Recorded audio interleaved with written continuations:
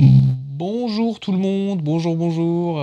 Bonjour Séverine. Salut Ça va? On peut faire coucou à la caméra si tu veux. Bonjour tout le monde. Bonjour aussi à Kylian, vas-y tu peux faire coucou à la caméra quand même devant, qui est notre régisseur aujourd'hui. Salut qui est Kylian. d'habitude animateur à la place de Séverine, mais qui cette fois-ci passe en régie. Aujourd'hui nous sommes avec Séverine Walter. Oui. Bonjour, bonjour, comment ça va? Ça va très bien. Merci de l'invitation. Ça fait plaisir de te voir, puisque on a eu beaucoup de déboires à faire cette émission, puisqu'elle a été repoussée 3 fois. Et on va te dire d'ailleurs une vérité qu'on t'a pas dit. Déjà la première fois, je crois que c'est nous qui avons repoussé, parce qu'on avait un problème avec notre ATEM, donc qui est juste là. Okay. On va y revenir juste après. La deuxième fois, c'est toi, parce que du coup, tu as été sur un... C'était pas un tournage, c'était une résidence en Guadeloupe. Ah, j'étais en résidence artistique en Guadeloupe. Okay. Et la troisième, c'est la bonne, donc tant mieux, heureusement. Et donc, en fait, on va t'avouer que la première fois où on a repoussé, on pensait que l'ATEM n'était pas là. Donc, l'ATEM, c'est notre petite machine qui permet de contrôler, si vous voulez choisir quelle caméra est à l'écran. Okay. Donc, on pensait qu'elle n'était pas arrivée. Et il s'avère qu'en fait, le service client de la marque nous avait pas renvoyé un message pour nous dire « c'est bon, vous l'avez reçu », mais du coup, elle était dans une boîte aux lettres de la mission locale où ils ne vont jamais. Okay. Voilà. Donc en fait, on aurait pu faire notre émission... On aurait pu faire l'émission depuis le début, mais malheureusement, on l'a pas fait. Mais comme ça me donne l'occasion de raconter encore plus de choses. Et au moins, c'est ça, oui. 2 mois de plus dans ma vie, parce qu'on consacre une émission à ma vie. Et 2 mois très active, quand même. Oui. Très active, puisque tu étais en Guadeloupe, du coup, la semaine dernière. Ouais. C'est pas rien. C'est pas rien du tout. Oui. Alors, qu'est-ce qu'on va faire? Je vais quand même vous mettre un peu de musique de fond, ce sera toujours mieux. Qu'est-ce qu'on va faire du coup? On va faire beaucoup de choses. On va d'abord parler donc de toi, évidemment. Séverine, qui es-tu? Qu'est-ce que tu as fait comme formation? Quel est ton parcours professionnel? Aussi, quelles sont tes réalisations? Puisque tu travailles dans l'audiovisuel et tu as quand même fait beaucoup de choses oui. Qui existent beaucoup sur Internet et à la télévision. Et on parlera aussi ensuite de ce que tu fais maintenant et... Je sais plus comment tu as appelé ça, mais DocoF 180, qui est un peu ton... Ah bah c'est un de mes bébés. C'est ton bébé, oui. Avec mais des amis. Comment dire, c'est quelque chose d'artistique, c'est différent encore de... Oui, c'est art et culture, c'est encore différent de l'audiovisuel. Et j'ai démarré comme médiation artiste. Culturelle. Il y a aussi la médiation et c'est surtout une asso qui a maintenant plusieurs salariés et qui a bien grandi à Saint-Malo et dont je suis fière. Très bien. Ensuite, on parlera de ta passion pour l'audiovisuel. Pourquoi est-ce que tu as voulu faire ces métiers-là, travailler finalement dans l'art? Et à toute fin, pour les habitués de l'émission, j'espère qu'il y en a, on parlera des films qui sortent au cinéma, et pas sur les plateformes de streaming, parce qu'il n'y a rien qui sort sur les plateformes de streaming cette semaine. Et on finira par tes projets, tes futurs projets, où est-ce qu'on peut te retrouver plus tard. Voilà, écoutez, on va pouvoir commencer tout de suite par une petite description. Alors, si tu veux, maintenant, c'est vrai qu'on a un réflexe, vu qu'on est jeune, on utilise beaucoup de ChatGPT, l'intelligence artificielle. Moi, je suis une boomeuse et j'utilise à fond ChatGPT. Bon, ça va alors. Je suis pas le seul. On en parlait d'ailleurs la semaine dernière quand on a fait l'émission avec Perigo, le laboratoire de la mer. On a fait un débat sur l'intelligence artificielle au travail. Okay. Et comment le directeur informatique du laboratoire de la mer nous disait qu'il y avait, si je dis pas de bêtises, je crois que c'est 85% des étudiants qui utilisaient ChatGPT au moins une fois par semaine. Ouais. Voilà. Donc, moi, j'utilise beaucoup de ChatGPT, en fait. Moi, j'utilise au moins une fois par semaine aussi. Ouais, moi aussi. Après, je suis plus en études. Mais... très bien. Alors, je vais demander à ChatGPT de te résumer en une phrase. Et voilà ce qui m'a sorti. Tu vas me dire si ça te correspond. Alors, je vais mettre la caméra. Je te laisse mettre la caméra peut-être sur Séverine quand même, histoire d'avoir ta réaction en direct. Attention. Okay. Alors, Séverine Walter est une créatrice passionnée par le cinéma documentaire et l'audiovisuel, engagée dans le développement de projets culturels innovants à Saint-Malo et à l'international, tout en cherchant à promouvoir la créativité et la collaboration artistique. Mais grave! C'est grave ça? Ah, je me sens bien là-dedans. Eh ben écoute, tant mieux. Ouais. Je vais juste repasser en caméra plus large. La dernière phrase, c'est encourager? Tout en cherchant à promouvoir la créativité et la collaboration artistique. Mais ouais. Pas de fausses notes de la part de ChatGPT? Non, il nous connaît bien. Il nous connaît beaucoup trop bien, oui. Il m'a beaucoup aidé quand même pour faire cette émission. Pas forcément pour tes formations là, mais justement en parlant de tes formations, on va pouvoir passer peut-être à ton parcours professionnel. C'est un peu le but aussi de la bonne idée, c'est de parler de parcours professionnel et de parcours inspirant. Ouais. La première chose que j'ai à dire, c'est que tu n'as pas été destiné à faire de l'audiovisuel au début. Alors tu peux peut-être raconter ce que tu me disais juste avant. Tu as eu ton bac à plusieurs reprises et tu devais faire quelque chose de différent de l'audiovisuel. Je te laisse raconter du coup. Tout à fait. Je pense que j'ai passé mon bac donc 3 fois. mais on peut compter peut-être 5 fois. Et donc le rattrapage, je refaisais tout à chaque fois. Ah oui. Mais on peut compter vraiment plusieurs fois. Donc j'ai passé un bac S. Et j'ai découvert le CNED à la fin. Donc je me suis mise candidate. CNED, c'est l'acronyme de... c'est... Attends, Après, CNED, c'est connu. c'est les études à distance. Centre national d'études à distance. Ok. Et donc j'ai passé le bac S la 3e fois. J'ai candidaté en candidat libre. Avec le CNED et j'ai découvert les études à distance. Et là, je trouvais ça génial. Parce que du coup, avant, c'était quand même assez compliqué. Je ne vais pas raconter tout mon parcours à l'école, mais moi, j'étais pas dans les bonnes élèves. Et c'était très, très compliqué de vouloir suivre les petits moutons du général. Mais j'ai vraiment voulu suivre tout le système général pour pouvoir avoir le maximum de choix après. Et plus jeune, je voulais faire de l'audiovisuel. Plus jeune, à quel âge? En 3e, j'ai fait mon stage en audiovisuel à Paris. Ok. Et dans une boîte qui faisait du documentaire. J'ai assisté au montage pendant une semaine. Et j'étais juste à côté de la table de montage. Je voyais tout ça. J'ai adoré ça, l'audiovisuel. Mon oncle faisait du cinéma. Et il avait présenté un film à Cannes. Et c'était un petit peu ancré dans l'histoire familiale. Est-ce que tu as un nom? Et Renaud Walter. Ok. Et je connais pas, je t'avoue. Il avait fait La fin d'un jeu. C'est un film qui a été sélectionné à Cannes. Voilà, mais c'était l'image aussi de l'intermittent dans la famille où c'était quand même très compliqué la vie d'intermittent. Et je voulais faire de l'audiovisuel, je voulais faire des études dans le cinéma. Et ma famille me portait vraiment, me destinait à des belles études. Et il fallait que je fasse un bac S pour accéder à des grandes écoles de cinéma. Donc j'ai fait tout pour avoir un bac S. Battez-vous pour votre bac S. Et je l'ai passé de nombreuses fois. Et lorsque je l'ai eu, j'ai postulé à plein d'écoles de cinéma. Et ils m'ont tous dit, mais vous avez passé plus de 3 fois, ça marche pas, quoi. Ah ouais? Ah bah oui, il était périmé. Ah ouais. Ça marchait plus, il faut l'avoir du premier coup. Je tiens juste à dire peut-être qu'une chose, tu disais que pour accéder aux écoles de cinéma, il fallait souvent un bac S. Ouais. J'ai fait un bac S, j'ai été en école de cinéma. Ouais. Après, c'est vrai que c'est peut-être différent à Paris. Je sais pas en tout cas, parce que tu parles peut-être de Louis Lumière, les grandes écoles. Alors c'était les grandes écoles, bac S, oui, mais même en IUT. Hein. En IUT, Okay. ils voulaient un bac S. Alors qu'au scénario, c'était pas mal quand tu as fait un bac L ou même quand tu as fait... oui. Bac S, c'est un peu bizarre. Alors, donc, du coup, vers quoi tu t'es redirigé vu que l'audiovisuel, pour l'instant, marchait pas pour toi? Voilà, et donc, personne ne m'a prise en audiovisuel, ni en IUT, ni en école. Et donc, je suis partie en LEA, langue étrangère appliquée. Et j'ai fait donc, anglais, espagnol, chinois. J'ai commencé à Rennes 2, mais j'étais en présentiel et ça ne me correspondait pas du tout d'être en présentiel, maintenant que j'avais découvert à distance. Donc, j'ai fait avec Paris-Nanterre.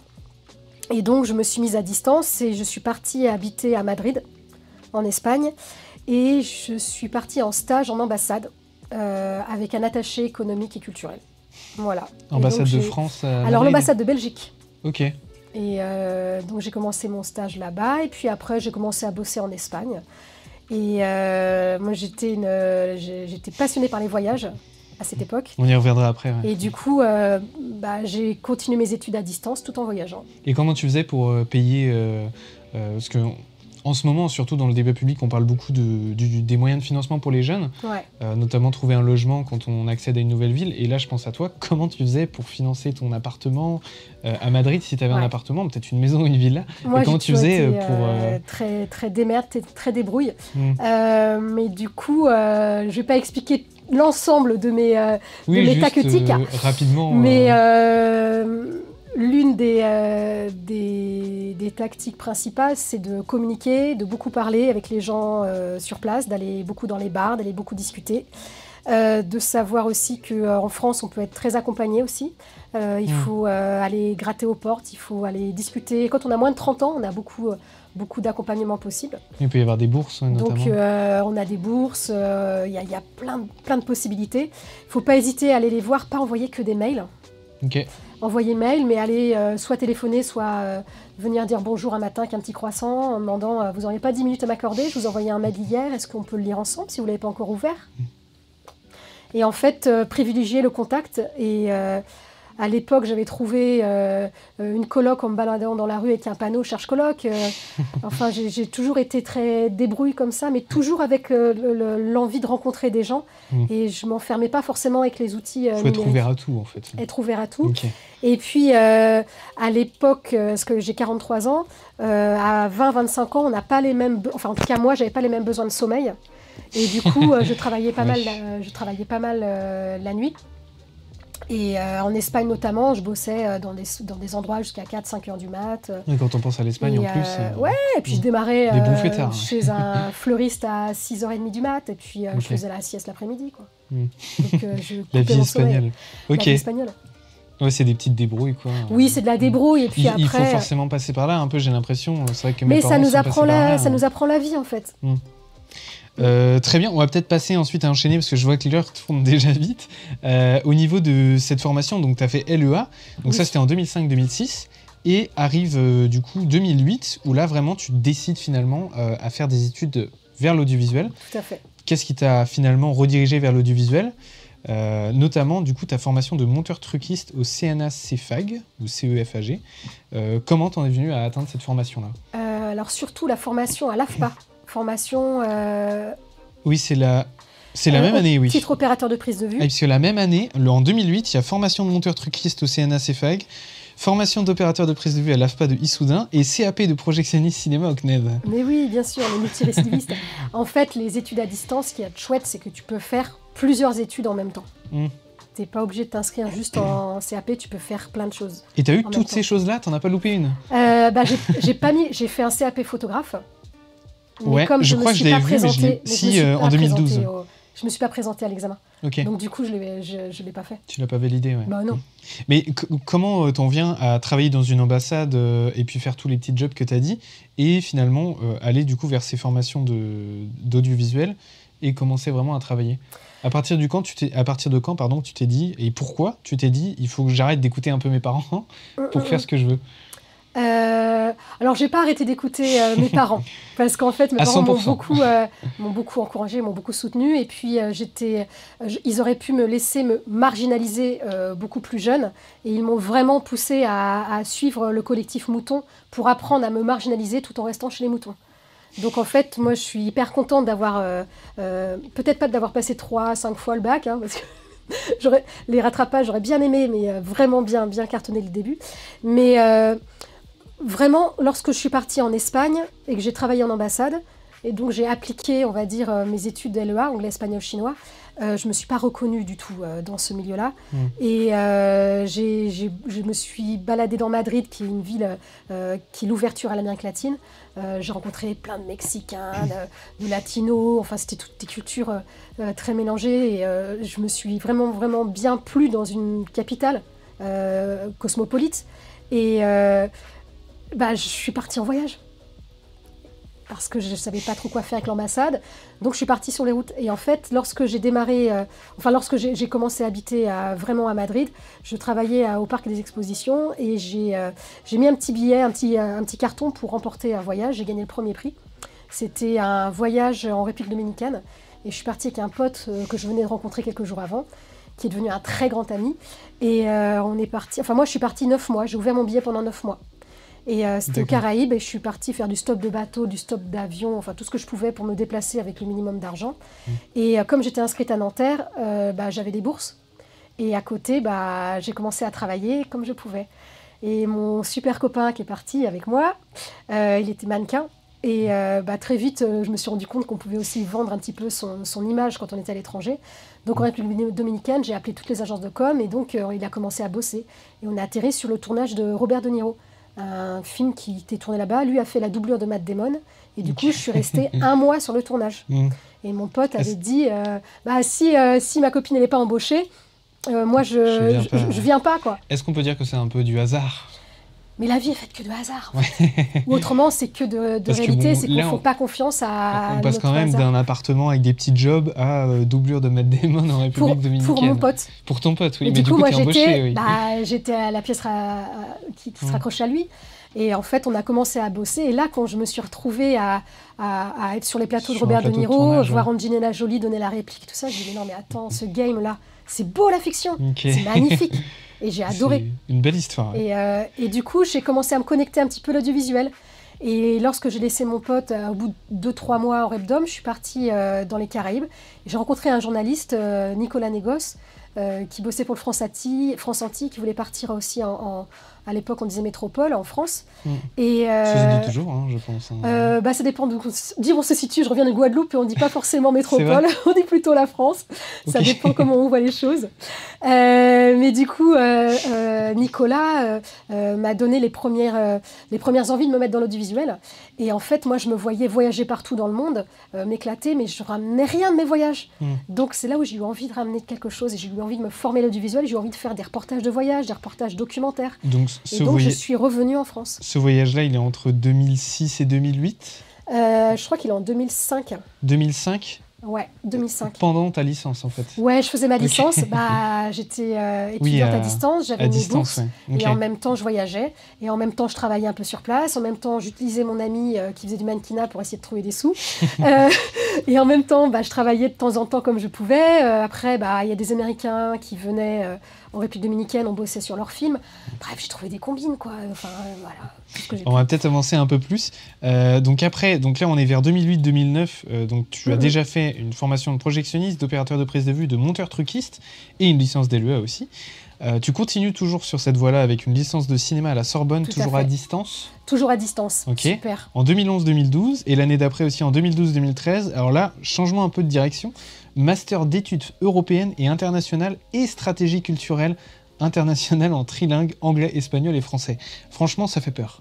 C'est quoi cette histoire ? Pourquoi en fait, ce qui se passe, c'est que LEA, j'ai démarré. L'ambassade, ça m'a pas fait plaisir. Ensuite, je suis partie dans le visuel. Ouais. Et je me suis rendu compte que je démarrais l'audiovisuel, c'était super. Hein. Mais en fait, moi, je voulais aussi promouvoir la culture, promouvoir les arts. Et j'avais envie de pouvoir participer au changement du monde. En fait, moi, je partais à la base étudiante en me disant « je vais changer le monde ». Et donc, je voulais bosser en ambassade pour ça. J'ai démarré dans l'audiovisuel pour montrer le monde et le changer en le montrant. C'est ça mon idée. Et ce que je me suis dit, c'est que tout le bagage que j'ai pu faire en LEA, il n'est pas du tout mis par rapport à l'art et la culture. Donc si je me fais un petit master en stratégie culturelle internationale, ça validera le fait que j'ai bossé en art, en culture, en audiovisuel, et que j'ai bossé en international pour pouvoir combiner les deux. Comme ça me permet en fait de montrer que mon parcours, parce que ça fait peur, mais en même temps, ça me permet de clôturer un peu une boucle. Et de dire, voilà, je peux bosser dans la culture, l'international, dans l'audiovisuel, dans l'art, je peux bosser dans tout ça. Ok, c'est ingénieux finalement. Oui. C'est très ingénieux. En fait, ce que tu veux dire par là, c'est qu'il faut que tout ce qu'on fait dans la vie finisse par être utile, en fait. Mais tout ce qu'on fait dans la vie est utile. Oui. Il faut qu'on ait confiance. En fait, ça devient utile quand on en a confiance, quand on a confiance en ce que l'on fait. Alors justement, j'aimerais revenir sur quelque chose qui peut paraître étonnant. Tu as été projectionniste de cinéma remplaçante. Remplaçante, mais aussi projectionniste. Ok, je croyais que c'était remplaçante, mais non, j'ai été aussi en contrat. Ouais. Et pourquoi ? Parce que finalement, c'est un peu le même domaine, mais finalement, ça a quand même rien à voir avec la façon de créer des films.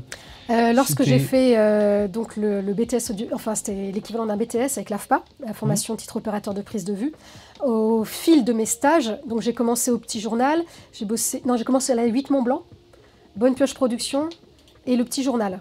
Ça, on va y revenir après. Et Arte aussi, il y avait Programme 33. Je faisais Trax. J'étais en stage. Et du coup, lorsque j'ai démarré là, j'ai vu un petit peu le climat intermittent et j'ai fait hop, hop, hop, c'est quand même chaud, le taf. C'est quand même chaud. Et je me suis dit, si je ne quitte pas l'audiovisuel, je reste un petit peu dans ce milieu-là, ça me permet de faire des contacts. Donc, soit je travaille dans des projets culturels, soit je travaille dans un boulot technique. Et projectionniste, je me suis dit que ça pouvait être intéressant pour être à la page, voir des films gratos et de pouvoir me cultiver et en même temps de participer au Festival de Cannes, à plein d'autres festivals en tant que projectionniste. Mais bien sûr.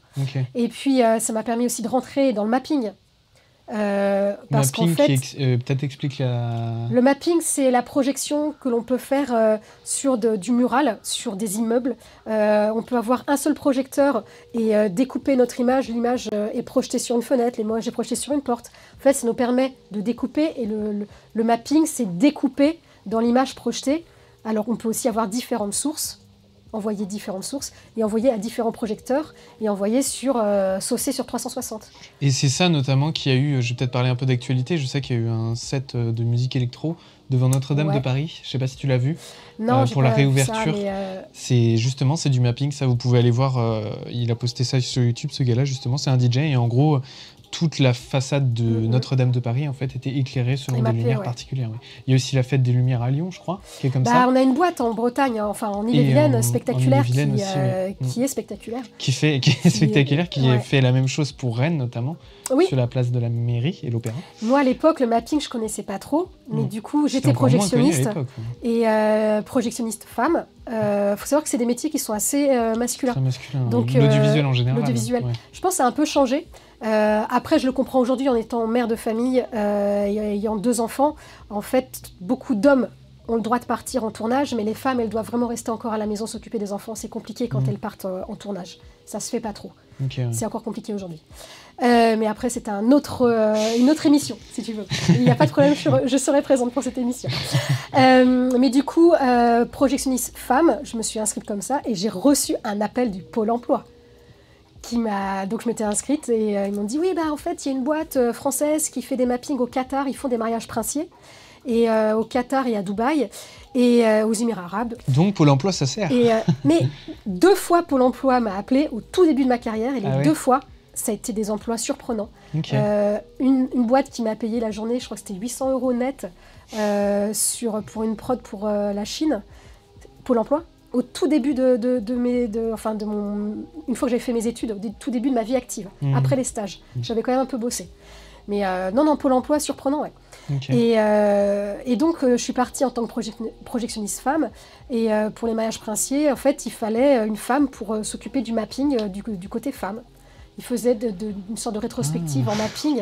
Mais oui, parce que les mariages musulmans, il faut que les femmes soient avec les femmes. Donc voilà, ce métier m'a aussi servi aussi à partir et à rencontrer aussi un secteur d'audiovisuel parce que du coup, dans ce métier du mapping, c'est une boîte qui faisait de l'événementiel. Et donc, ils avaient besoin de cadreurs, Donc c'est pour ça que j'ai fait la projection, parce que du coup, ça permettait de rester dans le secteur, rester dans le milieu. Donc, finalement, je me suis toujours donné comme objectif de ne jamais faire un autre métier que l'audiovisuel.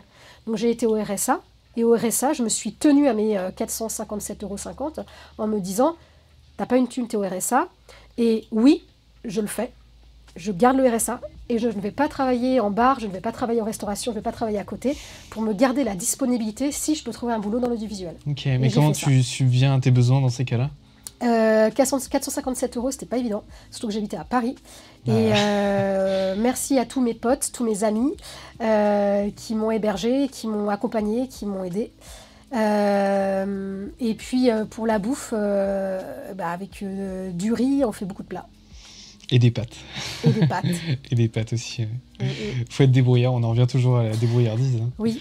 Je vais peut-être avancer un petit peu. Donc, tu as aussi participé au Petit Journal de Yann Barthès, ça on va passer assez vite. Et tu as participé aussi à Bonne Pioche Productions. Est-ce que là, c'est vraiment un peu le début de ton vrai pied dans le monde de l'audiovisuel ?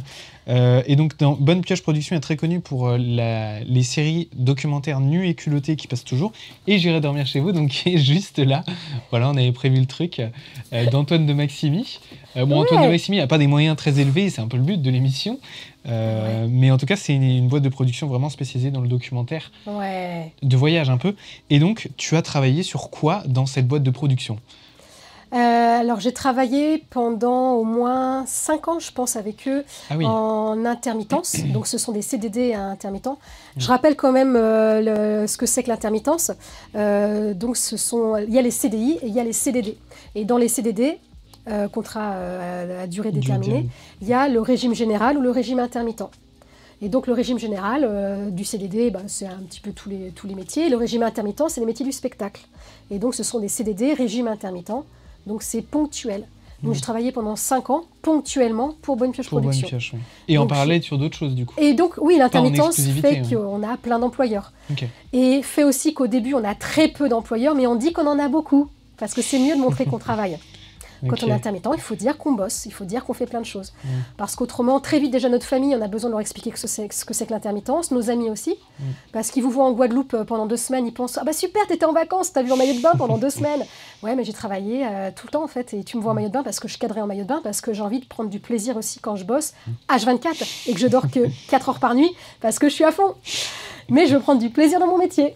Donc voilà. Et donc pour revenir à Bonne Pioche, qu'est-ce que tu as fait concrètement? Parce qu'on a des images qui tournent en boucle et j'ai envie de les montrer. Ah, j'avais pas vu que ça tournait en boucle. D'accord, ok. Mais les gens les voient pas encore. Ok. Alors qu'est-ce que tu as fait? Donc j'ai démarré à Bonne Pioche en stage. Astrid Ozanne qui m'a embarquée dans son équipe. Donc j'étais assistante de production. Okay. C'était pour un voyage au Kerguelen, c'était Thalassa. Et j'aurais d'aller au Kerguelen. Au Kerguelen, ouais. Tu y es pas allé? Kerguelen, je suis pas allée. Je suis allée pôle Nord là et Antarctique. Je suis pas allée du côté Kerguelen. Non, je suis allée en Patagonie. C'est mon objectif de vie, les Kerguelen. Ah ouais? Mais il y a que un bateau, c'est le Marion Dufresne qu'il faut la traverser et le billet c'est 15 000 €. Non, mais attends, t'as un métier où tu vas te faire payer le billet, tu vas aller travailler chez eux comme stagiaire gratuitement. Oui, peut-être. Oui. C'est mon but. Non, mais c'est un ouais. On a la chance d'avoir des papiers français, d'avoir beaucoup de chance, on peut voyager partout. On a beaucoup, et la culture est très développée quand même en France. Oui, et on a beaucoup de chance. Et donc, du coup, Bonne Pioche, pour en revenir à Bonne Pioche, donc je démarrais comme assistante de prod avec Astrid. Thalassa, j'irai dormir chez vous ou nuculoter, je sais plus. J'avais fait, je crois, de l'organisation des rushs aussi. Okay. J'avais tout un travail au début de prod. Donc la production, c'est hors du tournage? C'est hors du tournage, c'est tout ce qui est prépa. Enfin, pour toute la partie développement, et ensuite on les envoie, c'est les moyens de logistique du tournage, ensuite on les envoie, tous les techniciens, tourner les images, et en fait on prépare la post-prod, mais on prépare aussi, en fait on les suit à la culotte sur tout leur voyage aussi, et tous les moyens dépensés pour faire le film. Donc il y avait tout ce moment-là, on envoyait des équipes, moi j'étais à la prod et je glissais à tout le monde, je fais des études en audiovisuel, je veux faire de la caméra, je veux être cadreuse, je veux être cadreuse, je veux être cadreuse. Mais c'était je veux, mais je cadrais pas encore, donc j'ai commencé comme assistante au cadre. Donc il y avait Manuel Herrero qui faisait un film Play, où j'ai été envoyée en assistante caméra. En fait, en rentrant par l'assistanat de prod, je suis rentrée vraiment au cœur du sujet, la thune. C'est-à-dire qu'en fait, j'ai compris que on veut faire des films, on veut faire de la beauté, mais il faut le payer tout ça et c'est compliqué. Donc la prod, c'était une super bonne école. Et puis Astrid c'est une nana absolument passionnée et toujours à la recherche de combines pour pouvoir faire vivre les projets. Donc pour moi, la base, elle est là. C'est les étapes de la réalisation d'un film qui sont importantes à comprendre. C'est la pré-prod. Donc je développe mon projet, je le produis et je le post-produis. Je mange un aliment, je le digère et je m'en sépare. Et en fait, c'est la vie. Quand tu dis le produire, c'est le tournage. Toute la partie tournage. Toute la partie tournage. Et la post-production, c'est le montage. Et ensuite, la diffusion et le film fait sa vie. Et d'être en assistant de production, j'ai trouvé ça génial parce que j'ai compris comment est-ce qu'on préparait. Mais oui, et ça m'aide encore aujourd'hui. Okay. Ça m'aide toujours. La prod, d'ailleurs je fais de la régie toujours sur des films et je trouve ce moment de donner les moyens, les logistiques, travailler l'argent, trouver les budgets pour faire les projets hyper intéressant. Et si les cadreurs, les réalisateurs se sentent déconnectés parfois de la prod, mais regardez aussi comment part l'argent, c'est hyper important. De voir que votre poste, il est à tant d'argent, mais il faut payer aussi la structure, qu'il faut payer les billets. C'est hyper important. Et donc elle m'a un peu, Astrid Ozanne m'a un peu emmenée vers l'assistanat de caméra. Et j'ai commencé aussi la machinerie. Et en Pologne, j'avais démarré en 2010 avec des copines une boîte de prod. Ça, on y reviendra après. Et du coup, en fait, j'ai commencé à amener la caméra, à amener la machinerie là-bas et à commencer à bosser avec elle. Et donc, Bonne Pioche m'a vraiment emmenée du stage à mes premiers emplois d'assistante caméra. Et donc, j'ai bossé sur un film en tant qu'assistante caméra et j'étais aussi à la machinerie en Patagonie. C'était Jusqu'au bout du monde, avec une équipe vraiment incroyable. C'est une émission une émission de télé et qui était proposée à France 2. Ils n'ont pas forcément donné suite sur plusieurs émissions après. Et suite à ce retour, j'ai vraiment super bien bossé avec eux. J'étais à mon maximum, j'ai vraiment excellé dans le truc, j'ai vraiment cartonné. Et à mon retour à Bonne Pioche, ils m'ont dit « Vas-y, c'est bon fille, t'es prête pour partir en deuxième caméra ». Ok. Et donc, je suis partie en Namibie.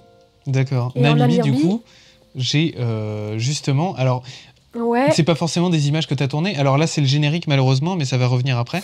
Alors, le générique, c'est pas forcément des images que j'ai tournées. Non, mais le générique, je pense pas. Eden, la moitié des images... En fait, il faudrait demander au monteur. Je sais pas, il a pas mis une pastille quand c'est Séverine. Non, malheureusement. Mais du coup, on était deux. Yann Lénoret qui était à la caméra et la réal, qui aurait aimé partir avec un collègue à lui. Et finalement, c'est moi qui suis partie avec lui. Et on est partis tous les deux. Ça a été assez dur avec Yann. Ça a été même très très dur avec Yann. Je n'ai pas passé un bon tournage. C'était difficile. 2 semaines très intenses. Et le drone, c'était fait par le preneur de son, qui était un garçon vraiment génial, que j'ai beaucoup apprécié et qui travaillait très bien, qui était aussi réalisateur de films animaliers. Et il fait une très belle carrière et je vois ses films, je les suis, ils sont super. Okay. Et il y avait donc Olivier Mokiewski qui réalisait ce film et Yann qui était à la réal, qui l'aidait à la réal et qui était, on va dire, à la première caméra. Et moi, j'étais la deuxième caméra qui répondait. Après, Yann m'a proposé de temps en temps de faire des cadres où j'étais au 200 mm en marche arrière avec la caméra, c'était chaud, mais je me suis challengée beaucoup. 200 mm, c'est très zoomé finalement un peu. Ouais, c'est des optiques qui sont très difficiles à tenir en portée, mais qui marchent bien sur un trépied. Mais du coup, là, je reconnais plein d'images que j'ai faites, ouais, c'est cool. Moi, je me souviens avoir couru comme une malade, descendu cette dune pour aller prendre l'Orynx tout en bas. Et il y avait Félix qui était notre régisseur local, qui nous a super bien accompagnés. On était une équipe de 4 Gugus, hein, et le 5e, voilà. Et Olivia avait vraiment bien travaillé son sujet. Et du coup, on est parti 2 semaines. Mais moi, ça a été dur. Hein. Là, je me suis vraiment challengée. C'était très, très dur. Et Yann, il m'a pas fait... il m'a pas vraiment mâché le travail. Au contraire, il était très, très dur avec moi. Et je me suis posé beaucoup de questions par la suite. Si j'avais eu du harcèlement professionnel avec lui, je me suis posé des questions. Parce qu'en fait, j'étais pas du tout à l'aise sur ce tournage. En fait, c'était la première fois que je partais. Je pense que j'étais un peu jeune dans ma pratique. Pas jeune en âge, mais jeune dans ma pratique, dans mon expérience. Et lui, il avait fait l'armée, il avait appris la caméra à l'armée. Et il était bourrin. Et du coup, il cadrait super bien, il était bon. Mais moi, j'avais du mal à le suivre. Quand on cadrait dans un endroit, il me disait « Vas-y, tu vois bien, je cadre là, cadre pas là !» Et moi, j'étais « Ouh là là, c'est agressif, mon Dieu, qu'est-ce que je fais ?» J'étais pas du tout en co-création, quoi. Pour rassurer les gens, ça, il peut y avoir ça malheureusement dans tous les domaines. On a fait tomber un pied de la table. C'est normal, c'est le pied qui tombe toujours. Alors peut-être pour changer et avancer un petit peu, donc tu as fait beaucoup de documentaires animaliers, mais tu as aussi fait un petit peu, je sais pas comment dire, mais du journalisme, notamment à la BBC Afrique. De Nicolas Negos avec BBC Afrique. En fait, lorsque je suis partie de Madrid en voyage dans les Caraïbes, j'ai rencontré Nicolas Negos. Et on a commencé à tourner ensemble, mais vraiment à l'arrache, sans budget. On partait au Maroc, on partait un peu partout, sur tous les événements, comme ça. Et on essayait de se faire payer les billets d'avion. Et puis on a commencé à rencontrer des télés. Et puis on a commencé à bosser pour les télés. Lui, il bossait pour Vox Africa. Et je me souviens de cette image, géniale. C'est des très beaux souvenirs. Là, je parlais de la Namibie qui avait été dure. Là, c'est des endroits qui sont durs, mais quand on est bien accompagné, ça se passe super bien. Et Nicolas Negos, c'était vraiment chouette. C'est un gars avec qui je travaille encore aujourd'hui. Je l'ai vu en Guadeloupe, d'ailleurs. Et du coup, super. On a fait des beaux projets. Et puis, avec BBC Afrique, je pense qu'on va continuer à faire des choses. Là, ah oui, t'en fais toujours oui, c'est-à-dire que là, je devais faire des choses, d'ailleurs, retour de Guadeloupe. Mais je pense qu'on va proposer des projets BBC Afrique pour 2025, ouais. Ok. À nouveau, parce que j'adore travailler avec Nicolas Negos, le journaliste qu'on va voir, je pense, à la fin de ce sujet. Oui. Nico, qui écrit bien, qui présente bien, et avec qui j'ai beaucoup de plaisir à écrire les projets. Je pense qu'on va écrire quelque chose en Afrique. On va essayer de tourner un documentaire un peu plus long. Là, on est sur des formats, ce qu'on appelle le flux. BBC Afrique, donc on a des chaînes en réseau, du flux, en continu, pardon, pas en réseau, en continu. Donc le flux, c'est des sujets où on n'a pas trop le temps de cadrer, on part le matin, à 6h, on nous appelle, donc c'est Nicolas Negos, là, et il nous appelle à 6h30, ouais, faites un sujet, nanana, ok, vous l'envoyez à 12h30, ok, on n'a pas de réseau à l'hôtel, on n'a rien du tout, moi je tourne comme ça, là on a tourné à la chambre de l'hôtel, enfin... C'est très à l'arrache. Moi, je repense justement, c'est marrant que tu dises on a tourné à la chambre de l'hôtel. Je repense, j'avais vu une vidéo sur Instagram, ou bref, une vidéo verticale. Ouais. Et c'était quelqu'un qui travaillait justement pour TF1. Et on la voyait monter, en fait, la vidéo qu'elle venait de tourner. Ouais. Donc c'était celle qui parlait, dans sa voiture, avec de la neige autour et tout. Bref, tu sens que c'est vraiment fait à l'arrache. Si je te racontais, enfin, si je vous racontais... On s'en rend pas compte, nous, en tant que spectateurs. Mais on s'en rend pas compte. Et c'est incroyable. Et parfois, on organise des directs parce qu'on a plus le choix, parce qu'on n'a pas eu le temps de cadrer l'interview en bas. Donc, on rembarque le gars. Non, c'est bon, on va faire un direct. C'est bon, on le fait maintenant parce qu'on n'a pas le temps de tourner, d'envoyer. Ouais. En fait, ça dépend des pays. Il y a des endroits où on n'a vraiment pas de réseau. Et aujourd'hui, maintenant, on a la 5G, la 4G à des endroits, donc c'est cool. Mais il y a des endroits où on ne peut pas envoyer nos images, donc c'est vraiment l'arrache. C'est vraiment l'arrache. Alors, j'ai peut-être avancé. Donc, tu as travaillé donc, pour la BBC Africa, mais tu as aussi travaillé pour Canal+, comme tu disais, avec le documentaire Play, France 2, Teva, France 3, AB. C'est AB Productions. Ouais. Qu'est-ce que tu as fait juste par hasard? Parce que c'est AB ceux qui Prod, font Hélène et les garçons, on a les fait mystères de avec l'amour. Yann Morrison un film sur les petits chiens là, aux États-Unis. On est parti à Los Angeles sur les concours canins. Des petits chiens. Et belle rencontre avec Yann. Ok, ouais. AB, ça doit être cool quand même comme production. Je sais pas ce qu'on entend par cool. Bah, c'est pas des sujets trop difficiles. Oui, là-dessus, vu comme ça. Après, puis, financièrement, c'était compliqué, mais ils se battaient bien. Hein. Okay. De toute façon, moi, ça existe encore. Hein, ça existe pour moi, encore, les productions, je leur tire mon chapeau. C'est des gens, tous les gens qui vivent en prod, on se rend pas compte du travail qu'ils fournissent, mais c'est des gens qui doivent avoir des cases dans la tête pour penser à des trucs. Ils pensent notre avenir. Ils sont déjà... Moi, c'est ce qui m'a aidé à penser nos projets COEF qu'on fait à Saint-Malo. De toujours, en fait, quand tu démarres le projet, tu penses déjà à la diff, à ce que tu veux avant. D'accord. Quand on est au cadre, nous, les cadreurs, on pense au monteur. Mais on ne va pas penser à la diffusion de notre film. On n'est pas rendu à ça. On ne pense pas au temps de diffusion. On ne pense pas comment les retombées vont arriver. Les producteurs, ils se mettent en danger à chaque fois qu'ils font un film. À chaque fois. Ils se mouillent. Et ils se disent, allez hop, c'est parti, on fait le film. Ils ont confiance au réal, ils ont confiance dans les techniciens. Et pour moi, je sais que c'est Bonne Pioche m'a appris, c'était une très bonne école. Et je suis hyper contente d'avoir bossé avec eux. Et mis à part, déjà, t'en as fait beaucoup. J'ai dit beaucoup de chaînes de télé, mais t'as aussi fait CCTV. CCTV, c'est la chaîne chinoise, avec Nicolas Negos. Vox Africa, toujours. Vox Africa. Trace TV. Trace TV, ouais. MTV aussi. Ouais. MTV, d'accord, je savais pas. TVN. TV Nantes. Ah non, TVN. Télévisier, TVP. Non, attends, comment ça s'appelle? C'est polonais. Ah. C'est la chaîne nationale TVN, TVP. J'ai commencé à TVN, TVP, ouais. Ok. Ouais. Teva aussi et Equidia. Voilà. Ouais. Il y en a d'autres aussi. Mais bon, bref, en tout cas, tu as fait plein de choses, vraiment. Tu as fait énormément de choses et puis des choses très variées. Donc là, on voyait les jeux de la francophonie, quelque chose sur le sport, quelque chose sur la Namibie. Bref, c'est très varié. Mais après, en fait, tu vas là où on t'appelle. J'allais là où on m'appelait. Et en fait, j'ai eu vraiment un tournant. La Namibie, ça a été un tournage très dur pour moi. Et c'était une des dernières fois, j'en ai fait encore après, que je faisais de l'animalier.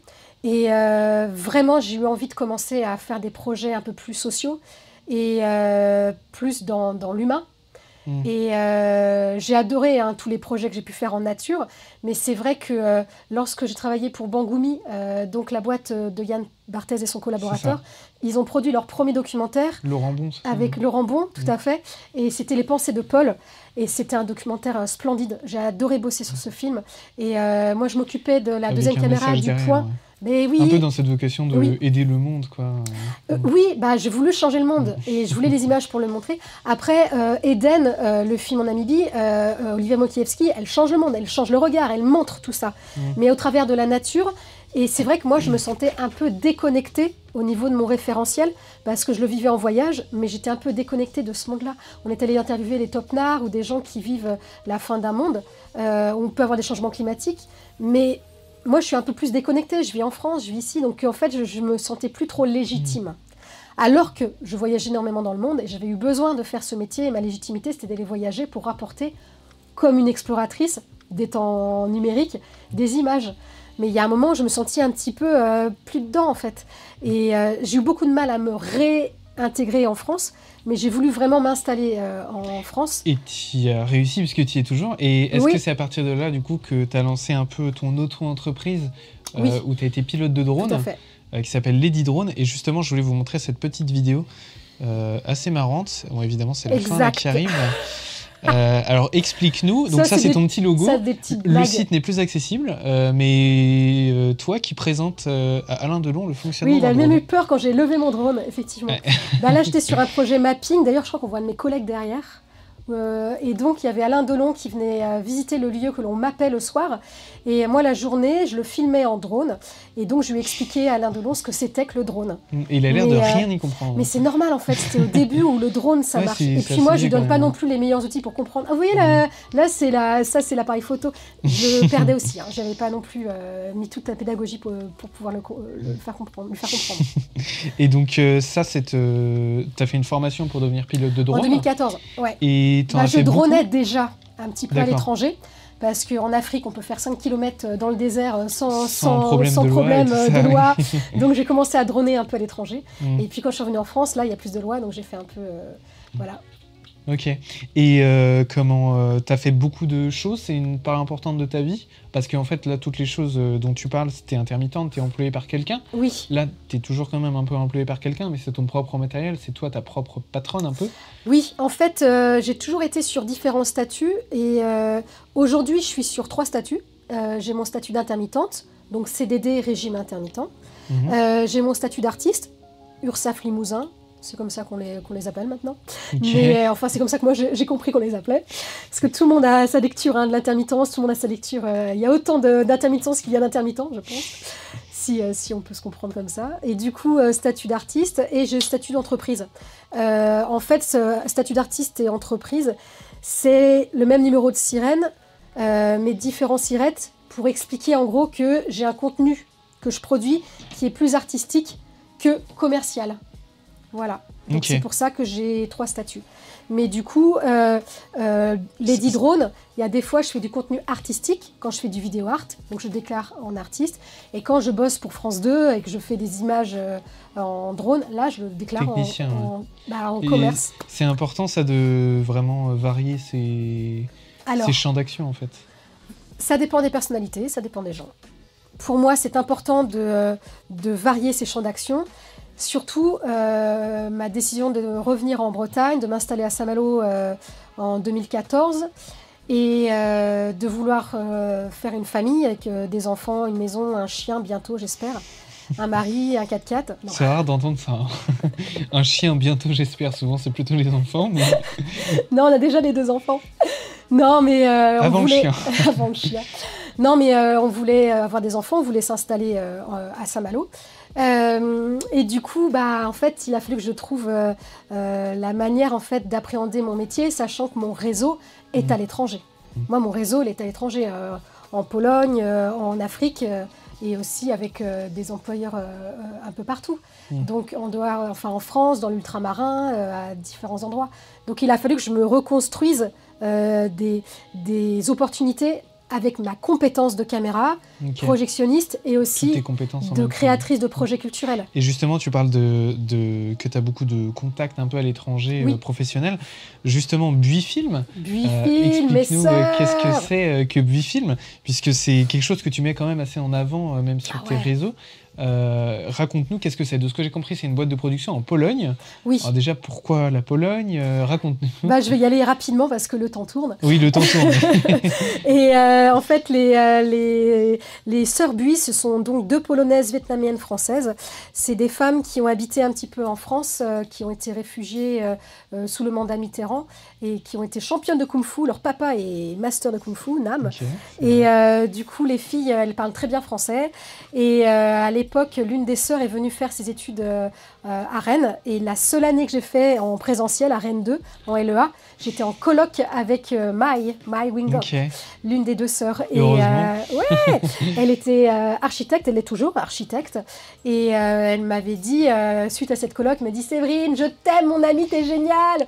En bref, une belle amitié. Elle m'avait dit « Mais viens quand tu vas en Pologne, si un jour tu te poses des questions dans ta vie professionnelle, tu viens chez nous, c'est cool, on t'accueille. » Et en fait, je suis venue un moment à Varsovie et j'ai fait mon premier stage avec... donc la région m'avait envoyé... Enfin, j'avais obtenu une bourse, langue et stage, et j'ai pu partir avec la région Bretagne. Et en Pologne, j'ai développé un stage avec TVP, ensuite MTV. Et les filles polonaises, il y avait la petite sœur, Julia, qui faisait des études de cinéma, des études d'art, des beaux-arts, et qui voulait faire des films. Et ma pote Mai, elle était architecte. Elle m'a vu postuler à une école en Pologne, Andrzej Wajda, et elle, en fait, elle a postulé aussi, elle a fait une école de cinéma. Une école de cinéma. Et moi, j'étais prise à l'AFPA en France, et je suis revenue en France. Et du coup, je suis revenue en France parce qu'ils payaient le logement, ils nous donnaient à manger avec l'école. À l'AFPA. À l'AFPA. Okay. C'est une spécialité de l'AFPA, ça? De donner à manger et de loger les gens. Ouais. Bah oui, c'est les formations pour adultes. On cotise pour ça, en fait. Okay. Quand on travaille en régime général ou en régime, quand on travaille quoi, en CDD, CDI, on ouvre des droits pour pouvoir faire de la formation et on peut aller à l'AFPA et on peut avoir un logement et de la nourriture et on fait la formation. Okay. C'est pour les formations pour adultes, pas forcément pour les étudiants. C'est ce qu'on appelle le CPF maintenant, le compte personnel formation. Pas vraiment, non. C'est encore différent. C'est encore différent. Okay. Mais l'AFPA, c'est formation pour adultes et c'est financé aussi par l'État et la Chambre des métiers. Et bref. Un cadre de formation qui était beaucoup plus sécurisant que de rester en Pologne. Comment vous en êtes venu à créer cette moi, société ? Je suis partie pendant 2 ans et je me suis mise à fond dans mon boulot. Et j'ai rencontré une personne à Cannes, au Festival de Cannes, qui me dit « Ah, bah, je vais présenter... » où j'étais projectionniste. Okay. Qui me dit « Ah, bah, je vais présenter un film en Pologne. » Et je lui dis bah, « Moi, je parle un peu polonais. » Parce que j'avais appris le polonais un petit peu en Pologne. Et elle me dit ouais, « Tu peux venir avec moi, tu vas présenter mon film. » Et je lui dis « Mais grave, je viens avec toi. » Et je suis arrivée en Pologne. Et là, je retrouve mes copines polonaises, je leur dis « Ouais, on peut boire un coup », et ils me disent « Mais non, c'est vrai, on n'a pas le temps. Demain, on cadre notre premier film, Lucid Dream. Et d'ailleurs, on a besoin d'une cadreuse. Est-ce que t'es là ?» Et du coup, j'ai commencé le premier film. Quand même. Mais oui, surtout le lendemain, c'était le lendemain ou 48 heures après, quoi.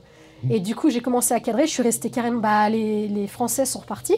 Ils m'ont laissée en Pologne. J'ai pas fait la route du retour avec eux, de mes souvenirs, mais je crois que c'est ça. Et j'ai cadré le film avec les filles. Et notre film, on l'a envoyé partout dans les festivals, il a remporté plein de festivals. Et Lucid Dream, après, on était piqués par le virus. Et les filles, j'ai dit, mais vas-y, on fait un truc. Mai, elle était devenue chef-op, moi j'étais chef-op. Julia, elle était super réelle, danseuse, kung-fu, directrice artistique, mais des nanas incroyables. Et du coup, on a commencé à parler du film de fin d'année, Torgal. Le film qui passe en boucle à côté, que je vais vous mettre, tu vas pouvoir lancer. Voilà. Alors ça, c'est un film qui date de quand ? 2012 à 2015, je crois. On a mis 3 ans. Ok. This is a student film was made without any financial support. Right, c'était dur ça. Ouais, on n'a pas eu beaucoup d'argent pour faire le film. Mais en effet, on voit qu'il a été récompensé par beaucoup de choses. Oui, aussi celui-ci. Ouais. Donc ça, c'est un autre film qui a été beaucoup récompensé. Ah ouais. Ouais. Et donc, quelle a été ton implication sur ce film ? Le 200 mm qu'on vient de voir. L'image très zoomée. En fait, on était sur les films. Là où moi je suis bien, c'est quand je suis sur les fictions. Hein. C'est quand je suis à la caméra en serré, quand il faut chercher des instants surprenants. J'aime bien. Okay. Et on va dire que Mai, elle fait avec Julia la caméra un peu édito. Le truc qu'il ne faut pas louper. Mai, elle fait le truc qu'il ne faut pas louper. Parce que Séverine, elle loupe des choses, mais elle trouve des merveilles. Ok, il y a beaucoup plus d'improvisation en fait. Ouais, moi je suis la caméra un peu doc, la caméra qui improvise, la caméra qui vient chercher... Donc c'est un court-métrage. La Juravia, là j'étais à la Juravia, à la grue. Ok. J'étais à la grue. Oui, c'est quand même... c'est un court-métrage, mais avec des moyens quand même assez élevés. De ce que j'en ai compris. Ah non, mais en fait, faut savoir que Mai, qui est architecte, elle est ingénieure architecte, c'est pas les mêmes études que chez nous. C'est-à-dire que nous, les architectes, enfin, je connais pas les architectes de chez nous, mais ils sont plus à fabriquer les maisons. Ils sont pas forcément à être en train de faire le ciment, quoi. En Pologne, ils apprennent tout. Ils sont ingénieurs, ils sont aussi bricoleurs. Les architectes, ils font vraiment le plein. Donc en fait, Mai, elle a construit je l'ai dit tout à l'heure le mot, la grue. La grue, oui. Elle a construit la grue. D'accord. Donc en fait, on était chez la grand-mère et en fait, ouais. elle a construit une grue. Okay. Elle a trouvé un trépied et puis on a mis une grue et en fait, on a cherché à faire le poids. Oui. Combien de mètres la grue, elle faisait. Ouais. Je crois qu'elle faisait 3 ou 4 mètres, 3 ou 4 mètres. Et elle levait bien. Et on mettait un petit appareil tout au bout qui était en wide et qui permettait de ne pas faire le point. À un moment, je crois qu'on a voulu faire le point. J'ai un souvenir d'un truc comme ça, ou à moins que ce soit dans une grue que j'ai louée. Mais bref. Mais du coup, les filles, elles sont dingues, elles ont un talent monstrueux. Et ça se voit qu'il y a de l'ambition, même sur ce plan-là. Là, ça fait très penser au Seigneur des Anneaux, notamment. Mais non, mais ça, c'est Julia, et les effets spéciaux, elle est incroyable.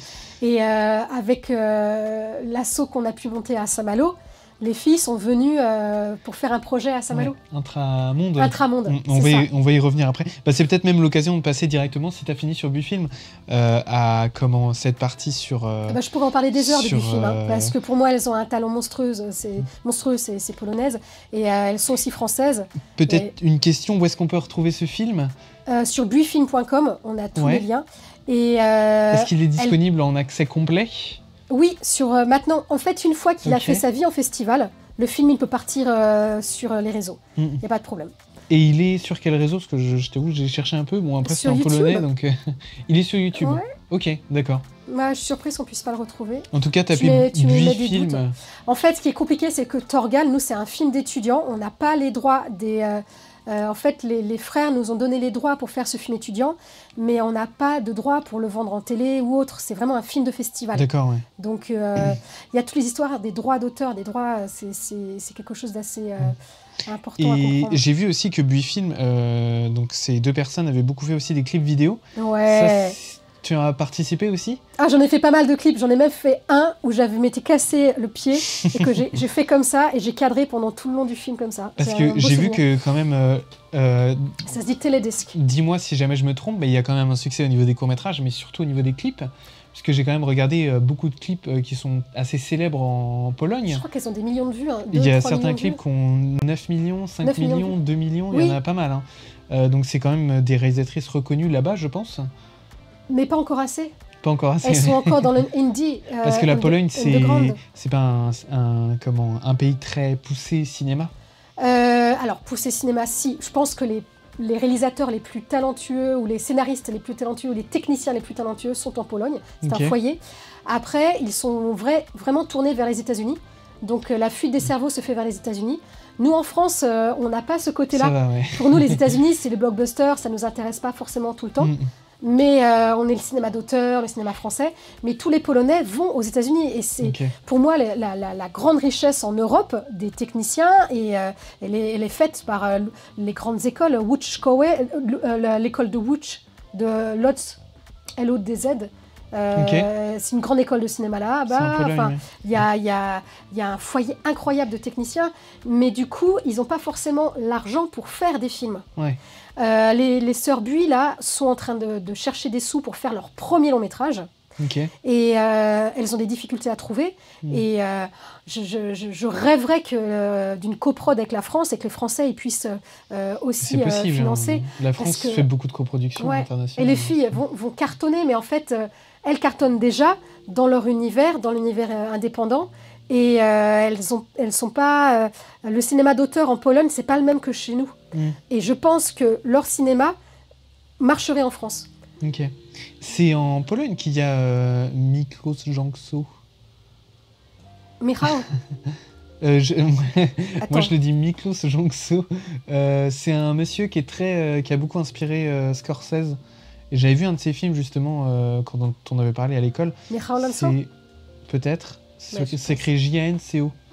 C'est un réalisateur super connu. Oui. Il est polonais? Oui. C'est un polonais, ouais. Pour moi, c'est un polonais, ouais. C'est un polonais, ouais, c'est ça, ouais. J'avais vu un de ses films, je sais plus comment ça s'appelle, les chambres, je sais pas quoi, avec une couleur. Oui.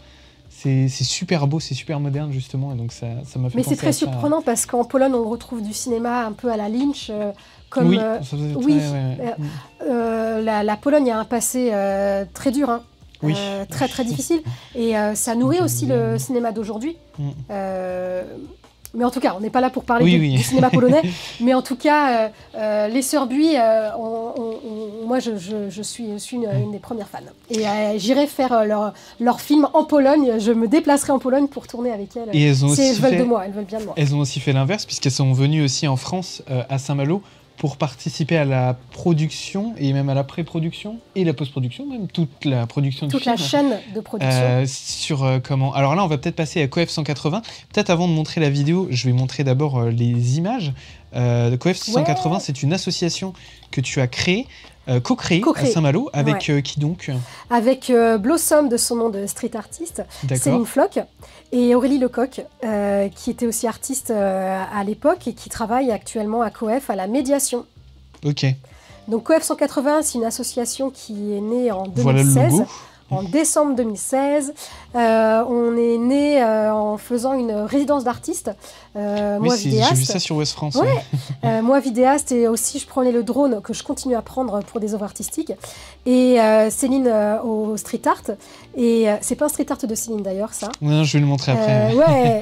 Non, je préfère le dire quand même. Et du coup, dans la petite pièce que l'on voit sur la gauche. Alors ça, du coup, oui, c'est le lieu où se trouve on a commencé Coef notre 180. résidence. Ouais. Et à l'époque, Jean Coudray, qui était à l'animation, en fait, nous a permis de signer pendant 1 an une résidence avec Aurélie, qui était aux marionnettes, marionnettiste, art vivant, et puis Céline et moi, toutes les 3, pendant 1 an au pôle jeunesse. À l'époque, c'était le Centre Allende. Et donc, on a fait 1 an de résidence, et ça a permis de créer le collectif d'artistes COEF 180, qui est composé d'une quinzaine d'artistes, et qui est hébergé dans une association, l'association COEF 180, qui a donc démarré au pôle jeunesse en 2017 précisément.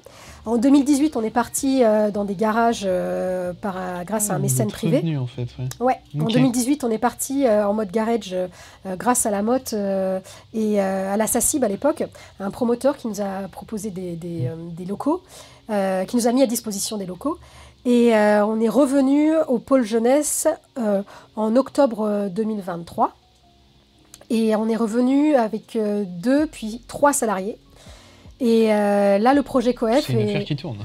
Alors, c'est une affaire qui tourne, c'est une affaire qui est très compliquée de viabilité tout le temps, chaque année. Alors justement, peut-être avant de continuer, quel est le but de l'association ? Ouais. Alors, j'ai vu que sur votre site internet, c'était noté noir sur blanc. Donc, l'association a pour vocation de favoriser la recherche artistique et de promouvoir l'art et la création en s'appuyant sur les arts visuels, c'est-à-dire les arts plastiques et techniques nouvelles comme la photo, la vidéo et les arts numériques. Tout à fait. Donc c'est promouvoir un peu les artistes locaux dans des... accompagner des artistes locaux. Okay. En fait, on va avoir de la résidence avec des artistes, on va aussi avoir des invités, on va faire de la diffusion, on va aussi accompagner de la création et on va avoir un pan assez important sur l'EAC, l'éducation artistique et culturelle. Et c'est pour cela qu'on a rejoint le pôle jeunesse donc, de la ville de Saint-Malo pour pouvoir vraiment développer le projet EAC et notre rencontre avec des publics jeunes en particulier. Et on a aussi un espace qui est proposé aux artistes du collectif en bas, mise à disposition de résidences annuelles. Okay. Donc là, il y a 4 artistes qui sont en résidence à l'année. Et peut-être pour rester sur la partie jeunesse, c'est dans ce cadre-là du coup qu'il y a les résidences cinéma pour les jeunes, tournée jeunesse. Donc qu'est-ce que c'est concrètement ? Et je vais vous montrer tout de suite un peu c'est pas un court-métrage parce que c'est une série. C'est une mini-série de 7 épisodes. Un épisode d'une mini-série, voilà, qui a été tournée du coup par des jeunes de quel âge, à quel âge ? De 12 à 19 ans. Non, à 17 ans, pardon, cette année. 17 ans, ouais. Ok.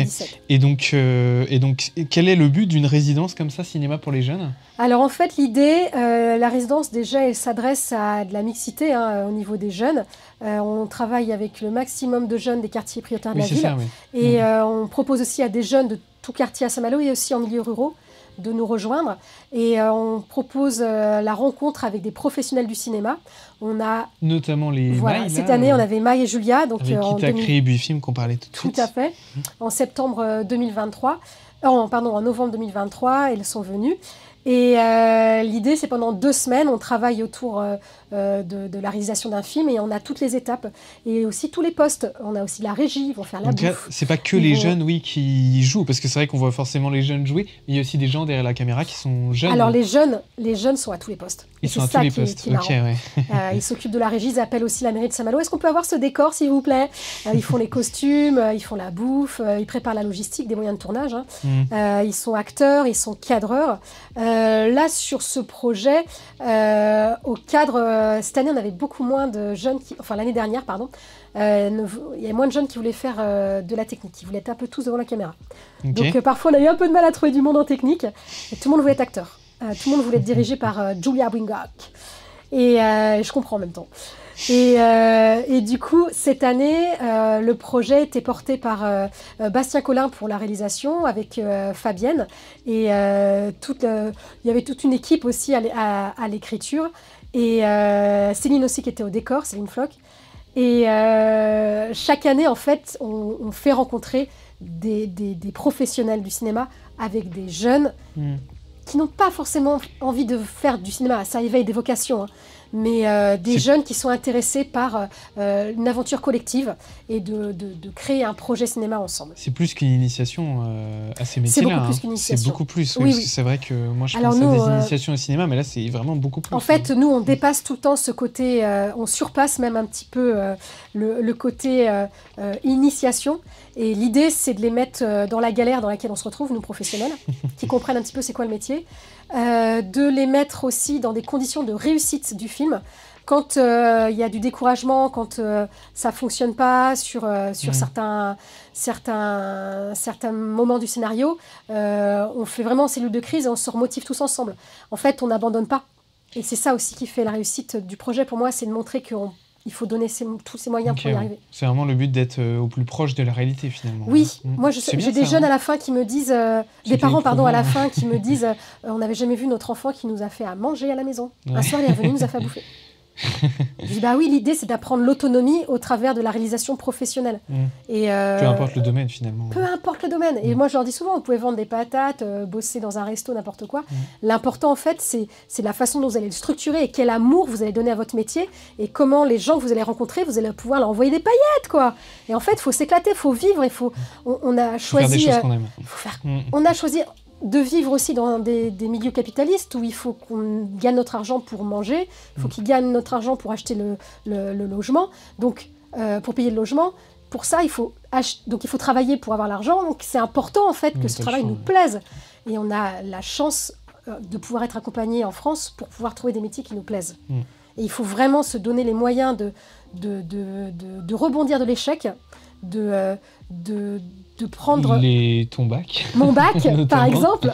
Mais je n'ai pas eu que le bac comme échec, j'ai eu beaucoup d'échecs. Ça n'a pas été un échec, puisque tu l'as eu au final. Mais en fait, tous les échecs sont des transformations et des rebondissements, en fait. Et c'est comme ça qu'on se crée avec le qui je suis de demain et le qui j'ai plus envie d'être et comment est-ce que je vais être aujourd'hui, quoi. Et comment je vais peut-être avancer un petit peu. Donc il y a Tournée Jeunesse. Avant de rentrer dans l'existentiel. Non. ça sera après. Donc en 16 fait, heures. Tout à fait. Coef 180, on a plusieurs il n'y a pas que ça, oui. propositions. Il y a aussi Les baleines ont des ailes. Ouais. Alors drôle de nom. Pourquoi déjà ce nom-là et quel est le but des baleines ont des ailes? Alors les baleines ont des ailes.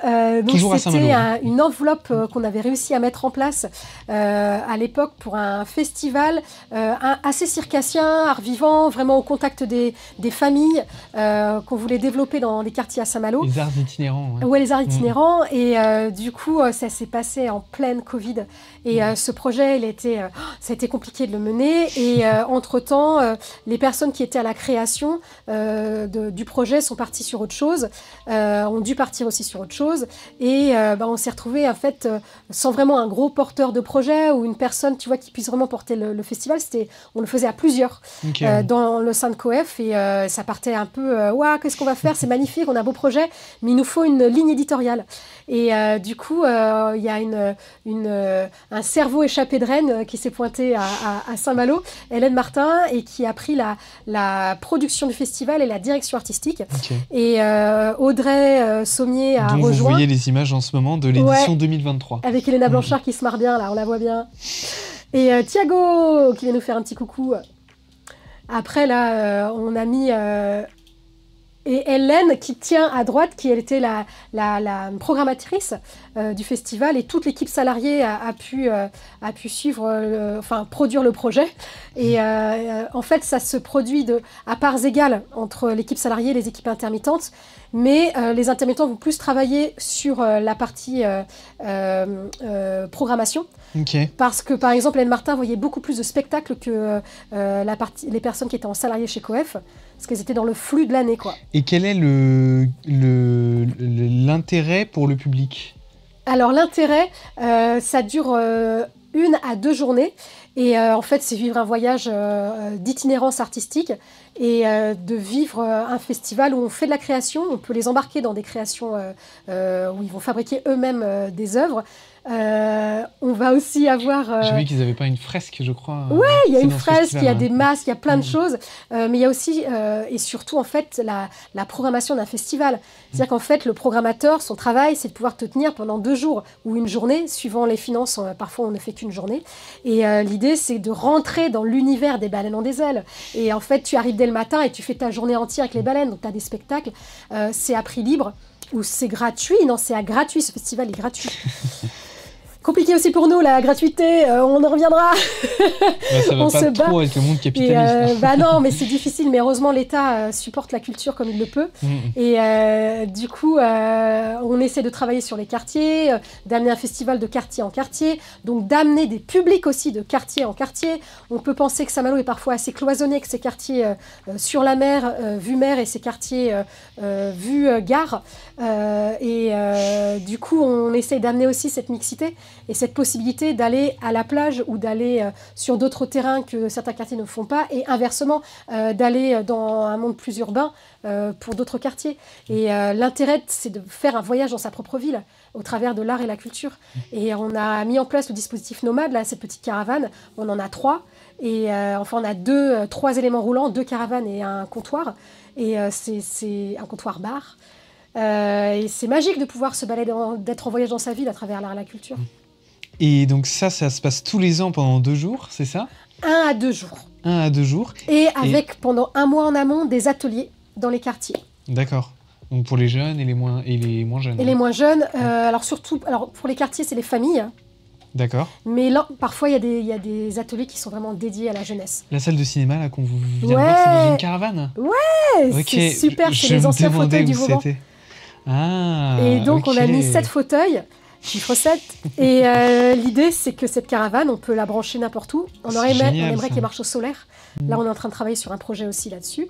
Et la mettre où on veut, n'importe où. Et en fait, on peut diffuser des films. C'est magique. Génial, on rentre dedans, on est dans un cinéma. C'est un truc de dingue. Oui, vous avez bien mis en plus du truc feutré là. Mais oui, pour être bien imperméabilisé. On a bossé. Après, je ne vais pas vous expliquer tout le projet Nomade, génial, mais les caravanes cinéma, c'était fait avec la PJJ notamment. Et la protection judiciaire jeunesse. Et on a fait des super projets avec Nomade. Nomade, c'est un projet qu'on espère développer encore jusqu'en 2027. Ok. Et donc ça, c'est un projet parmi d'autres, mais il y a aussi autre chose, puisqu'il y a le vent en poulpe. Alors tout à fait. Encore un animal marin, toujours, on y revient. Alors les baleines ont des ailes, effectivement, animal marin. Maintenant, la prochaine édition, ce sera juin-juillet. C'est Aurélie Lecoq, qui est donc salariée à COEF, qui pilote. Une co-créatrice, c'est ça ? Une co-créatrice, tout à fait. Et le vent en poulpe, alors là, on a du mal à sortir notre 6e édition. C'est dur. On se bat beaucoup, on se bat. Et du coup, là, c'est la 5e édition qui a lieu en septembre 2023. On l'a faite. L'idée du vent en poulpe, c'est d'amener des artistes en résidence pendant 2 à 3 semaines. Alors, même plus, parce qu'on en parlera à Céline Floch, elle passe des semaines et des mois sur ce projet. Et du coup, d'amener des artistes art visuel à travailler en résidence pour une présentation collective, une restitution collective de leur projet. Et c'était magnifique cette édition, magnifique. Toutes les éditions sont magnifiques. Vent en poulpe, c'est un coup de cœur de malade. J'ai envie de pleurer parce que vraiment, en fait, ça faisait longtemps que tu n'avais pas vu ces images. Ce qui se passe, c'est que je vois l'artistique et je vois l'argent en face. Et c'est tellement dur de payer la création. C'est tellement dur de payer la création. En fait, payer la diffusion, ça peut le faire. Parfois, ça coûte cher, mais ça peut le faire. Mais payer la création, mais c'est tellement dur. Et ça se passe où ? Donc, c'est un lieu à chaque année qui est inédit à Saint-Malo. On a pu occuper les locaux d'Alstom, les anciens locaux de la SNSM à Saint-Malo. On occupe des lieux différents, des friches. Voilà. Et là, on a occupé le 12 Chemin des Amoureux, qui était notre ancien spot où on vivait. Et on en a fait 3 jours de festival.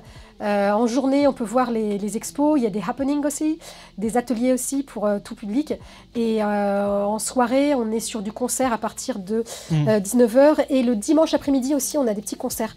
Voilà. Donc, c'est un festival art visuel et sonore. C'est beaucoup d'énergie, beaucoup de boulot, des artistes qui sont payés comme on peut et qui œuvrent de manière incroyable. Je parle beaucoup d'argent sur ce festival parce que là, en fait, on n'a pas d'argent, on ne peut pas le faire. Voilà. C'est celui-ci qui a été annulé Qui a été annulé, ouais, ça, pour cause financière. Et il y a une baisse des subventions. Bon, après, on ne va pas rentrer dans le sujet parce que les subventionneurs se battent eux-mêmes. Tout le monde se bat là en ce moment. Aussi bien les techniciens qui bossent à la région, la DRAC, la culture, partout, tout le monde se bat là. C'est la baston. Général.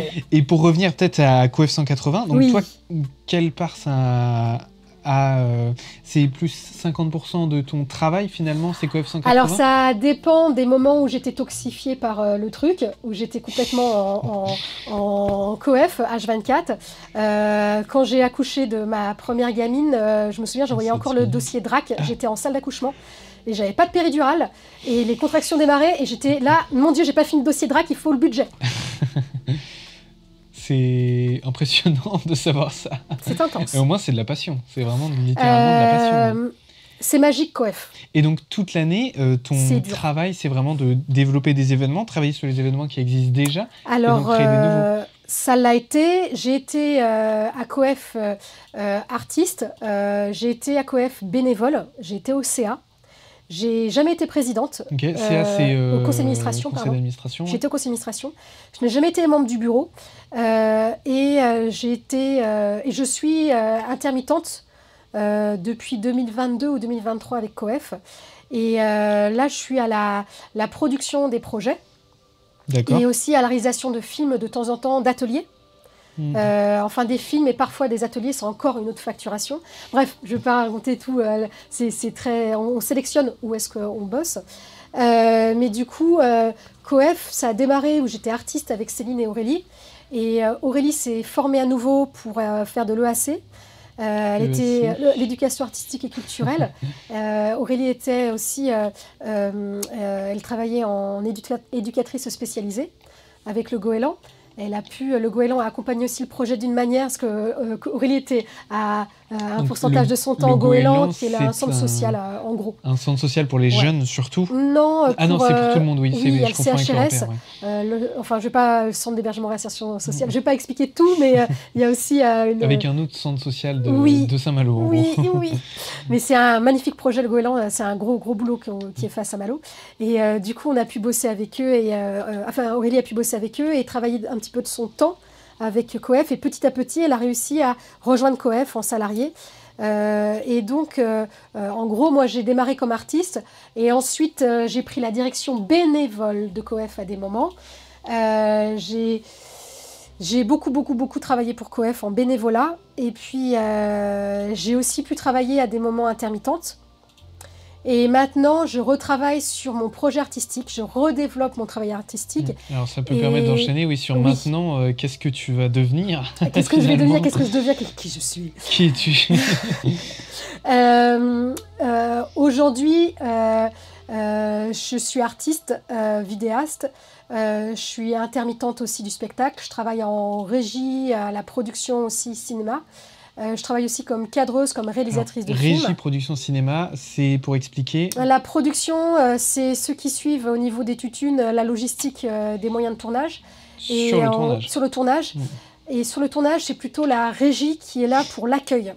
Par exemple, un film vient tourner à Saint-Malo et il faut une régie locale pour les accueillir, pour la bouffe, le logement, les parkings, les moyens de locomotion, la logistique,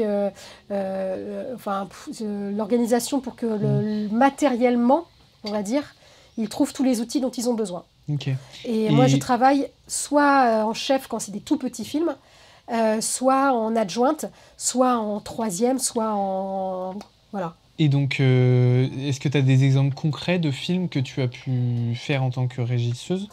L'année dernière, j'ai pu être à la régie générale sur Les Femmes Pirates, un film qui va sortir, c'est un docu-fiction, Goyave Productions et Amour Fou, des Luxembourgeois. D'accord. Goyave Productions France-Barcelone, ou France-Espagne, je sais plus, France, et Amour Fou luxembourgeois, et donc c'est un documentaire fiction qui va être diffusé sur Arte, je pense prochainement, peut-être 2025, je ne sais pas. Ok. Voilà. Et là, on a dû aller sur le petit B, sachant qu'il y a les marées, sachant que... bon, bref. Voilà, c'est ça le travail de régie. C'est compliqué, oui. De trouver, en fait, le rêve du réel et de la prod. Enfin, le rêve de la prod, c'est l'argent, et que ça rentre. Et le rêve de la réal, c'est qu'artistiquement, ça rentre aussi. Et le rêve de la prod, c'est que artistiquement et logistiquement et financièrement, tout ça, ça rentre. Et c'est ton rôle. Moi, je suis pas à la prod, je suis vraiment à la régie. Donc moi, je suis en train de leur expliquer à la prod que la thune qu'ils annoncent, ça va pas arriver sur la possibilité logistique. Et tu trouves des solutions Et de qu'avec 2,50 € ou 5 €, on peut pas faire manger quelqu'un. Donc il faut vraiment 15 balles. Ah là là. Du riz ou des pâtes, hein, comme tu le disais. Ouais, mais il y a un 2 €, moment où ça on fait des suffit. techniciens mal nourris, tournage pourri. Ouais. Ça changera pas au fil des années. J'avais vu comment à Saint-Malo, Intramuros, même, il y avait eu le tournage qui n'avait pas participé, The Walking Dead, la série The Walking Dead, et justement, ils avaient... Ah, j'étais pas dispo, je me souviens, on m'avait avaient mis appelé, toute une c'était un truc de Netflix. Non, c'est pour... attends. Paramount Plus? Oui, c'est Paramount Plus Ah maintenant. non, pardon, c'est pas ça. Je crois que c'était la série Netflix. Non, série Netflix, c'était Toute la lumière que nous ne pouvons voir sur la Seconde Guerre mondiale. Pourtant, j'ai dû confondre. Parfois, en fait, sur les WhatsApp, la pro, on nous envoie des trucs et parfois on confond un peu tous les films. Mais non, moi je repense à... Tu te connais Clémentine Firsch? Ouais, Clémentine, ça, Firsch, ouais. Je suis souvent envoyé des mails pour des trucs à Saint-Malo, mais... Ben oui. Jamais prise malheureusement, sauf pour le truc Netflix qui avait été annulé entre-temps. Je t'avais déjà raconté. Oui. Et justement, je voyais concrètement, là, pour vous expliquer, en gros, il y avait un tournage dans Intramuros à Saint-Malo, et il y avait des tentes entières qui prenaient toute la place d'un parking, et c'était une boîte, du coup, qui faisait de la nourriture, mais ça prenait une place monstre, et des groupes électrogènes et tout, et c'est là qu'on voit tout le bordel que c'est, finalement, un peu de faire un film. Et donc c'est impressionnant. Ouais. Mais c'est vrai que les figurants pour démarrer dans le métier, c'est intéressant pour démarrer dans le métier. C'est ce qu'on conseille souvent. Oui, après il y a beaucoup de monde qui toque aux figurants. Les chargés de figures, ils sont... je ne vais pas dire qu'ils sont harcelés, mais un petit peu, c'est un peu limite. Les demandes, Et ils peuvent être vite aussi, ça peut vite les saouler, hein, parce qu'il y a beaucoup de gens qui demandent. Mais ils font des bons choix et en fait, ils sont humains et aussi techniciens de leur activité. C'est des métiers pas évidents aussi, ça, les chargés de figure.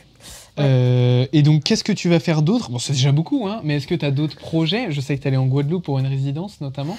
Alors, moi, ce que je cherche aujourd'hui, ce que je cherche depuis déjà un moment, c'est à équilibrer ma vie personnelle, familiale et ma vie professionnelle, tout en gardant mon statut intermittent et en développant mes projets artistiques.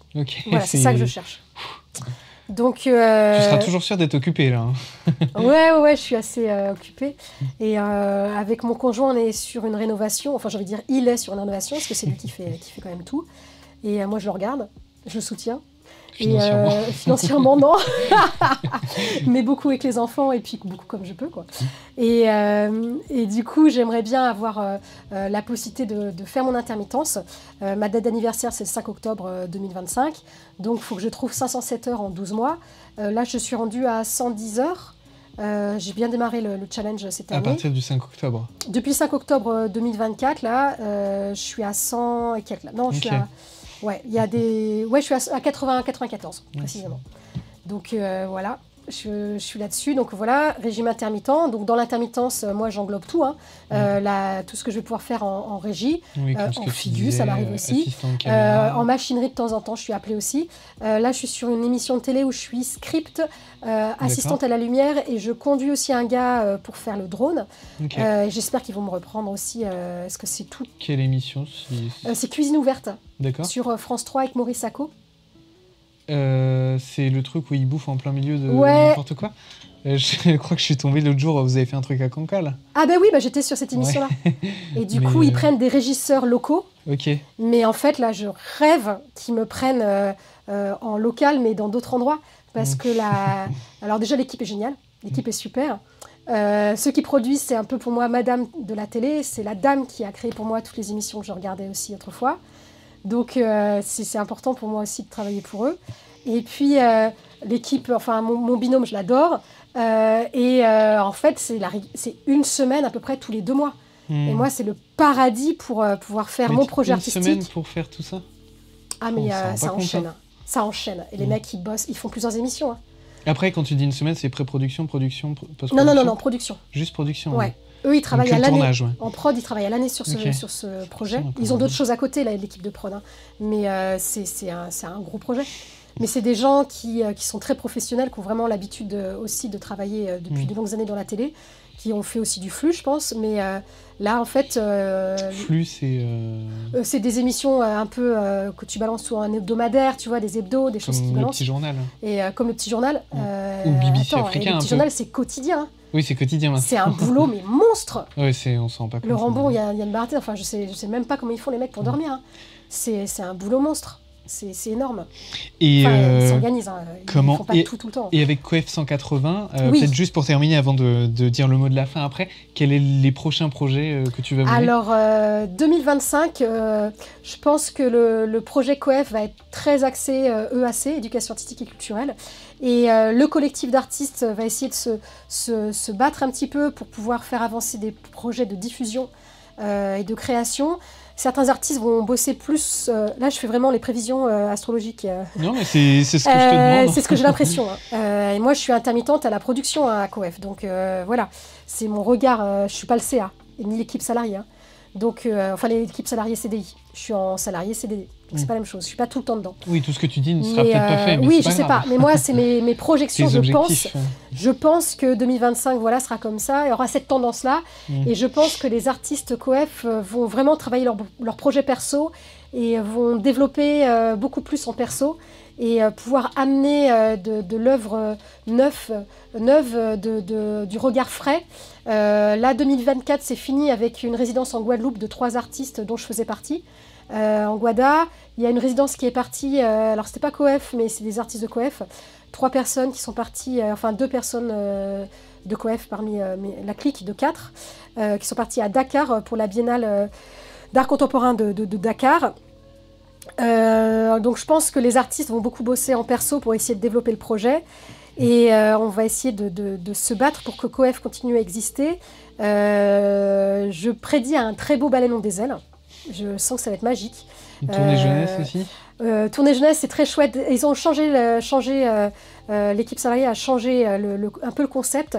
On est sur un moment plus court et on est un peu plus sur de l'initiation et de la transmission que sur les projets avant qui transmettaient beaucoup de choses et qui invitaient des équipes invitées extérieures. Là, on essaye de resserrer un petit peu sur le local et la Bretagne. Ça fait déjà beaucoup de choses. Ouais, moi je pense que Coef a un très bel avenir tant qu'il est toujours soutenu par ses adhérents. Il faut adhérer à Coef. Il faut adhérer à Coef. Il faut soutenir l'art et la culture à Saint-Malo, dans cette ville. Et les institutions aussi, les partenaires institutionnels qui peuvent soutenir l'asso. Il faut qu'ils continuent à nous accompagner. Il faut qu'ils continuent, eux, à se battre aussi avec tout leur univers où ils ont à bosser énormément pour que la culture puisse fonctionner et que tout le monde puisse être soutenu. Donc, on leur souhaite, en tout cas, moi, je leur souhaite de continuer à se battre pour pouvoir nous soutenir et soutenir d'autres acteurs de l'art et la culture. Et ça fait déjà beaucoup de choses. Ouais. Après, moi, là, on est en période de Noël, hein, c'est ça. Là, on émet des vœux. Oui, c'est vrai, il faut faire ses vœux de l'année prochaine. Moi, en tout cas, je souhaite que 2025, je puisse vraiment développer mon projet artistique. Là, j'ai rejoint la designerie à Cancale et je souhaite vraiment y développer au mieux mes bureaux aussi là-bas. Et j'espère que je vais pouvoir vraiment faire cartonner le projet artistique comme je peux en scène, en local, mais aussi en résidence. Là, j'ai commencé un duo avec Elena Blanchard en Guadeloupe et aussi avec d'autres artistes guadeloupéens. Et j'ai vraiment envie de faire rayonner et résonner ces boulots-là pour la route du Rhum, notamment en 2026. Juste le mot de la fin. Un conseil à donner aux gens qui voudraient faire un peu comme toi, donc travailler dans l'audiovisuel ou promouvoir les arts? Alors, question très bateau. Je vois je prends pas mal de stagiaires, mais des jeunes, des troisièmes, et je leur dis souvent, commencez à réfléchir dès maintenant. Quelle hygiène de vie vous voudrez? Est-ce que vous voudrez participer au capitalisme, par exemple? Est-ce que vous voudrez travailler dans le milieu pour gagner de l'argent? Est-ce que vous voulez participer à ce milieu-là? Ou est-ce que vous voulez créer pour l'amour de l'art? Comment est-ce que vous voulez voir votre création? Je demande aussi souvent aux jeunes d'essayer de se projeter s'ils ont envie d'avoir des enfants, s'ils ont envie d'avoir une famille, s'ils ont envie de construire leur maison. Il faut réfléchir ce métier comme un projet de vie, c'est ça? Mais complètement. En fait, le métier, c'est pas pour aller pointer de 9h à 5h ou même pointer H24 quand tu es artiste, parce que même quand on pisse, on crée. Mais ouais, on réfléchit tout le temps, ça s'arrête jamais, sauf quand on dort. Pour ceux qui dorment bien, moi je dors bien. Les rêves, c'est aussi une forme... Ah bah, le rêve que j'ai fait cette nuit, c'était sur le duo que je fais avec Elena Blanchard, là, sur la vidéo, sur une séquence du film. Et j'espère que je vais pouvoir le tourner à Saint-Malo. Mais du coup, ce que je conseillerais, c'est de ne pas avoir peur de mettre en place une stratégie d'avenir. De se dire, moi à 20 j'ai envie d'être comme ça, à 30 j'ai envie d'être comme ça, à 40 j'ai envie d'être comme ça, j'ai envie de ça. Si vous êtes dans un système capitaliste, ne pas hésiter à aller voir un conseiller en financement, des conseillers en gestion de patrimoine, des gens qui vous aident à capitaliser, etc., pour voir comment organiser votre vie financière plus tard, si vous devez acheter un appartement. Peut-être l'imaginer un peu plus jeune, pour pouvoir avoir plus de confort.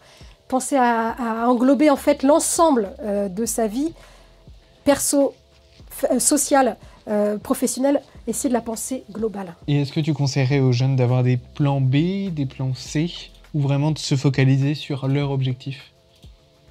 Je dirais de se focaliser sur son objectif, mais coûte que coûte. Coûte que coûte, mais avec plusieurs employeurs, plein d'employeurs différents, Okay. Plusieurs cultures, endroit, plusieurs cultures du monde, même des territoires ultramarins. Aller Guadeloupe, Réunion, sont des endroits très intéressants pour développer ses projets aussi. Kerguelen. Un peu moins, je pense. En fait, continuer vraiment dans son projet et cultiver le nombre d'employeurs, cultiver les cultures différentes qui abordent le monde artistique, le monde créatif. Parler, communiquer, ne restez pas enfermé dans son projet, ne pas avoir la psychologie de l'échec. En fait, l'échec, ça sert à créer le succès. Ne pas avoir peur de se dire hey, j'ai gagné aujourd'hui, je rayonne, je suis dans le succès. D'être gentil, loin, d'être sympa, d'être souriant, d'envoyer des pépites, de chercher à nourrir le monde, de chercher à envoyer de l'amour, de chercher à se faire rayonner, mais à faire rayonner les autres, et d'avoir confiance en l'avenir. Et d'avoir une belle vie. Mais ouais. Et on a des belles vies, en fait. Mais ça fait un très beau mot de fin, je trouve, en tout cas, pour ce live. Ouais. Bah écoute, on n'a pas pu faire toutes les parties, mais c'est pas grave. Je voulais un petit peu qu'on parle de ta passion de l'audiovisuel, on a quand même beaucoup parlé. Je pense qu'on en a parlé. Et aussi des calendriers des sorties, bah voilà, je veux juste vous le dire à l'oral comme ça. Mais il y a cette semaine au cinéma, parce que je l'ai dit quand même que je le ferai au début, cette semaine, il y a Le Seigneur des Anneaux, film d'animation. Il y a Syntex, un film avec Loïc Garrel, et No Mos Moraran, je crois. Nos Moraran. Ouais, tu disais un film mexicain. Film mexicain qui a l'air vachement bien, mais qui n'est pas dispo beaucoup. Allez tout en bas de la page, les sorties du cinéma sur Allociné, vous le trouverez. Suresnes. Et qui passe que à Suresnes, malheureusement, cette semaine, c'est un peu con. Mais si vous habitez à Suresnes, écoutez, n'hésitez pas à y aller. Voilà, je pense qu'on a fait le tour. Bah écoute, merci beaucoup d'être venu en tout cas. Merci pour l'invitation. Raconter ta vie, c'était très inspirant en tout cas, j'espère. Merci la technique. Merci la technique. Et puis la technique est bien fatiguée. Et puis on se retrouve la semaine prochaine. Oui, la semaine prochaine, on se retrouve du coup tous les deux avec Kylian pour une dernière émission en format normal. À la place de toi, ce sera notre patron qui sera là, voilà. Trop bien. Vincent qui a fait une émission avec nous, la dernière. Et ensuite, on se retrouvera pour une dernière émission spéciale où on fera une tier list un peu de tous les films qu'on a vus et des jeux vidéo auxquels on a joué. Ce sera le 6 janvier, si je dis pas de bêtises. Voilà, et on vous tiendra au courant. Bah écoute, on peut faire coucou à la caméra, ciao, et puis écoutez, à la prochaine. Hein. Bye bye bye. À la prochaine. Salut. Salut.